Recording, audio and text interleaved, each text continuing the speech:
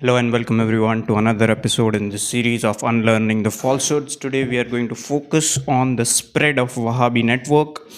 Just a small recap about what we learned in the last video, the seeds of separation. So far we have established that this ideology and these ideas of Wahhabism in a sense is a movement that essentially started in the area that is currently today Saudi Arabia against the Saud dynasty that was ruling over there.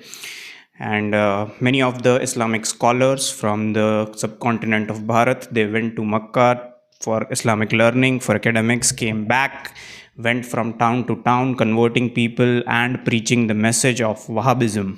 Okay.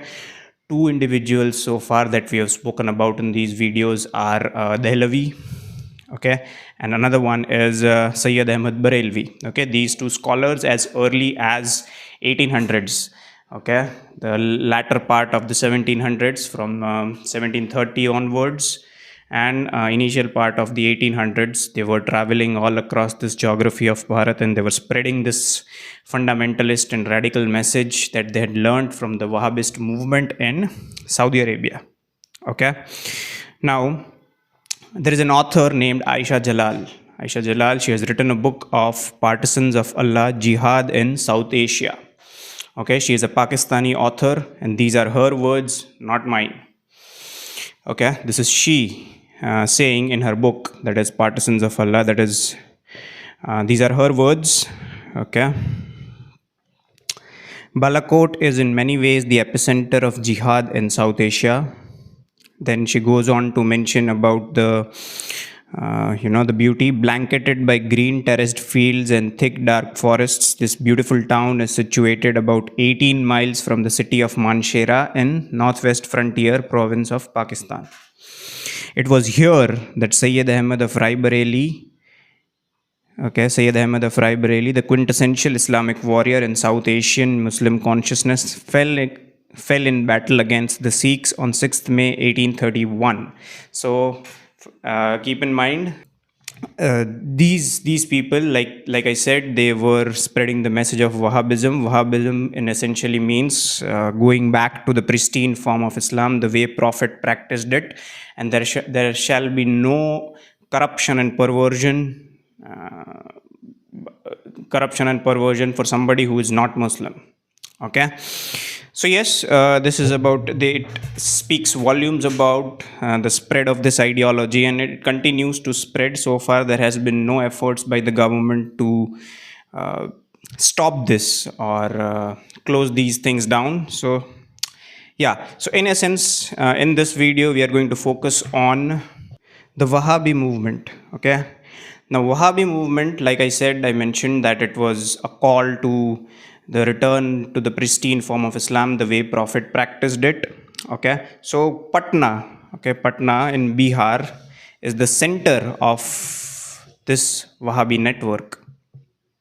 All right, it is very well mentioned by many of the English authors and many of the Pakistani authors as well, that after the spread of Wahhabism by Dehlavi and Sayyid Ahmad Barelvi, so there began this practice amongst the Muslims that they would keep aside some of their earnings that they earn for jihad against the Sikhs.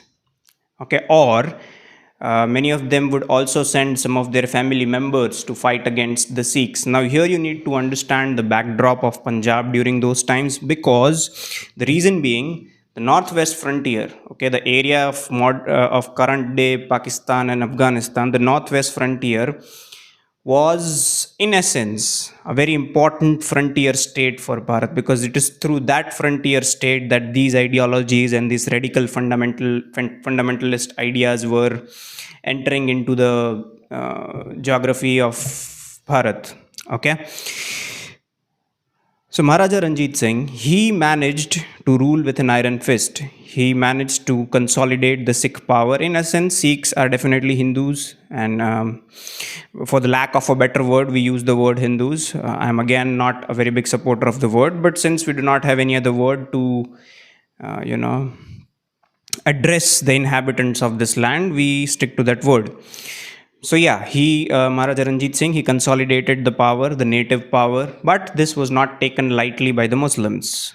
Okay, there were constant plannings going on. The uh, the learnings of Wahhabism taken from the areas of Makkah that they had come back over here. They had spread this radical message, and obviously, if you spread this radical message, there are people who are bound to fight for it. So yes, Wahhabi movement essentially they collected man, material, and all of the things to fight against the Sikh empire. Why? Because simply Sikhs were infidels, and no sovereign ruler who is a non-Muslim can justly claim to rule over Muslims. Okay, so yes, Wahhabi network from the modern day, current day Patna, it rose up. They developed a vast network of people, materials, and they set up a logistic network as well. So if you needed people for jihad, Patna was the center to supply it. Okay. Um, if you see, there are also people in this country, and I would not name the state, but a certain state in the southern part of Bharat claim to be having the highest literacy rate. Many of the people from that state have been caught, and it is well documented, have been caught to travel to Syria and Iraq to fight with the ISIS.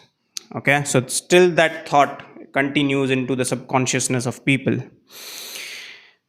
All right. Now, one might ask, a rational mind would ask that, okay, this is, we are talking about the 1800s. Okay. We have not so far come to the 1857 revolt. We are still talking about the 1800s. So, did not the British know about the Wahhabi network? It has been a very big topic of debate between the English and the native scholars as well. But a rational mind would think they knew about the Wahhabi network, but they conveniently chose to turn a blind eye. Okay, one of the logical justifications given for such negligence by the British was that since the Wahhabi network, their efforts were directed towards jihad against the Sikh empire, and British were fighting the Sikhs to develop their paramountcy over the frontier state because, British, they realized the importance of a frontier state. So, since the Wahhabi network was directed, the efforts of the Wahhabi networks were directed against the overthrow of the Sikh empire, British chose to remain silent. They chose to turn a blind eye towards the network, and this would prove to their detriment that we will discuss in the further parts of this video. So, yes, initially it was directed towards the Sikhs, and Sikhs were the adversaries for the British, and hence they chose to turn a blind eye. Okay. Now, there was a very interesting incident that happened, and it is very well documented into the British records. This is not me saying, these are their records saying. You can easily look it up on the internet. But in May of 1863, okay, was this individual named Guzan Khan. Okay, he was employed in the police service of the British. He was employed, and what happened was he was patrolling this Grand Trunk Road that we yeah. So he was patrolling that road. He came across a group of Muslims who seemed to be Bengali Muslims. He stopped them. He checked them, and those Muslims coming from Bengal, they told him that they were going for jihad against the Sikh empire. This is in 1863. They were going against the against the Sikh empire. Okay, and this Guzan Khan, he arrested them because he was like, okay, I am working for the British, I cannot let you go. He arrested them, but later on they were acquitted for the lack of evidence. They were let go for the lack of evidence. All right. Now what happened was, this fellow Guzan Khan, he was unsure.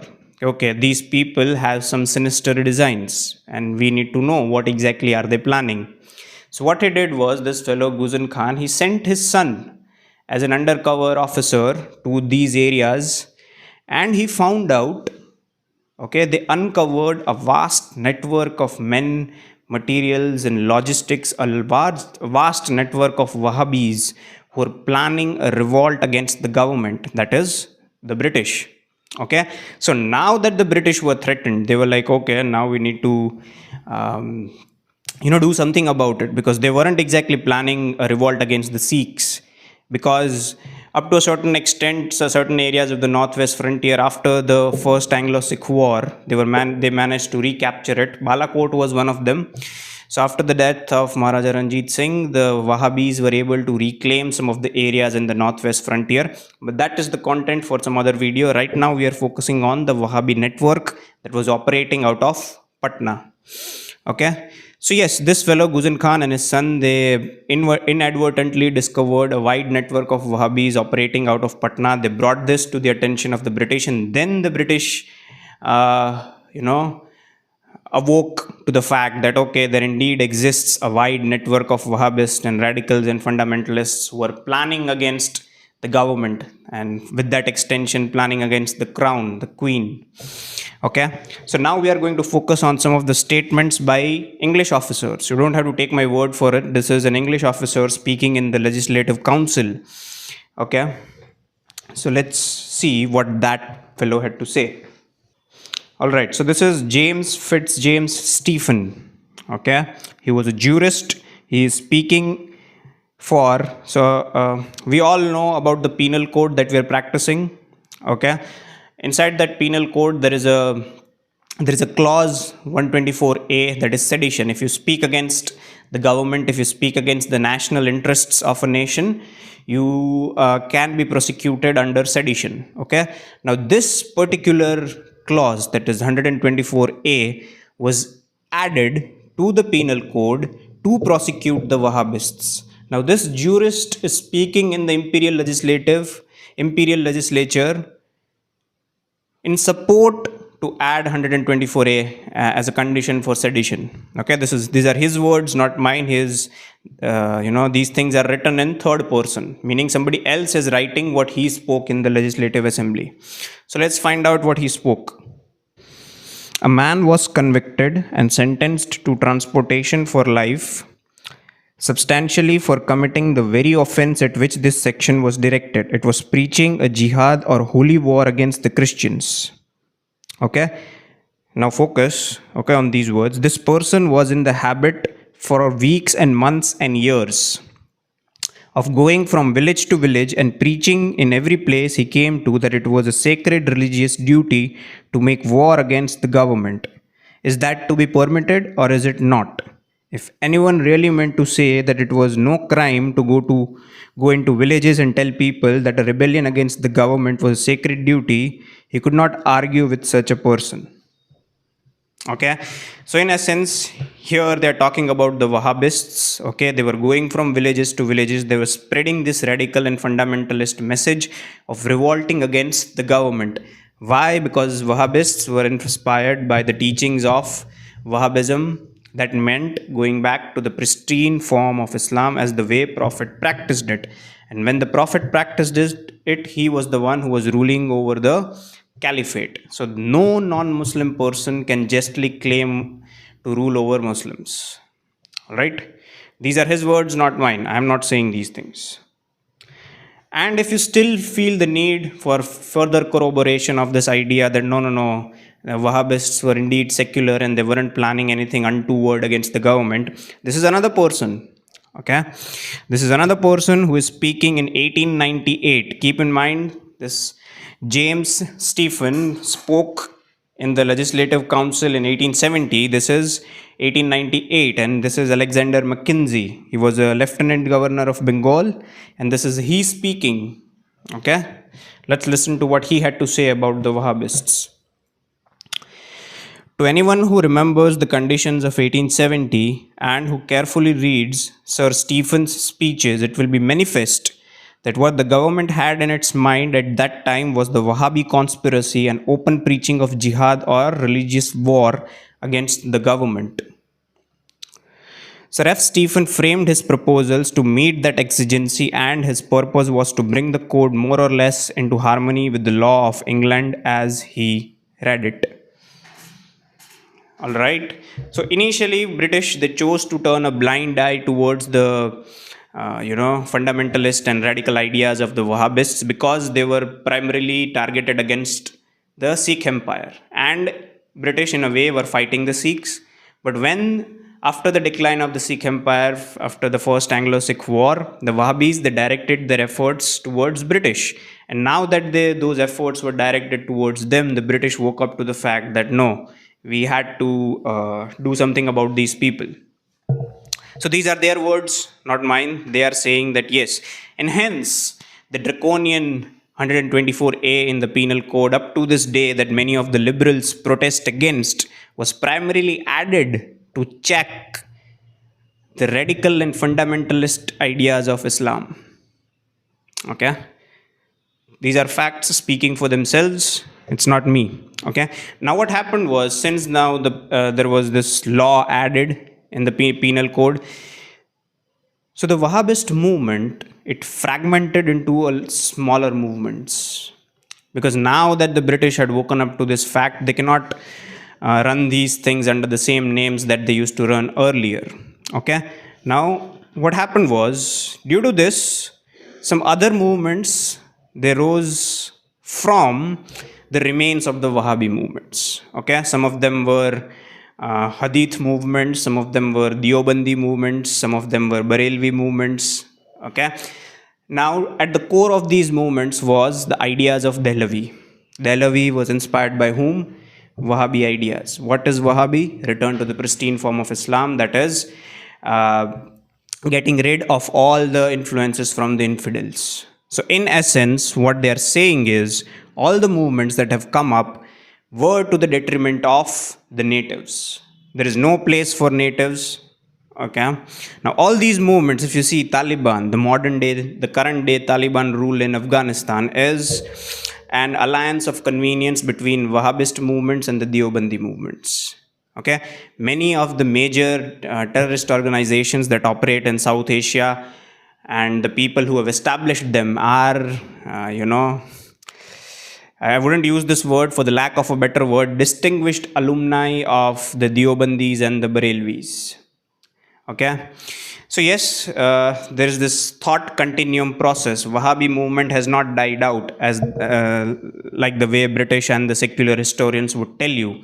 It fragmented into further smaller movements, regional movements, and it continues to operate to this very day. And much to the surprise, the current day government has done nothing about it. Okay, if you look at the syllabus and the curriculum that they teach in Deoband and the Barelvis and all the madrasas over there, if you look at their curriculum, they are highly inspired by the ideas of Dehlavi. Okay, there must be no doubt in your mind that Dehlavi was preaching radical and fundamentalist ideas. Okay, so what do you expect from a child who from his very young age is being taught those ideas? All right, these are the facts speaking. These are none of them were my words. These are English authorities who spoke. And yeah, so we will further uncover some difficult truths in the further episodes of this series. Thank you for watching.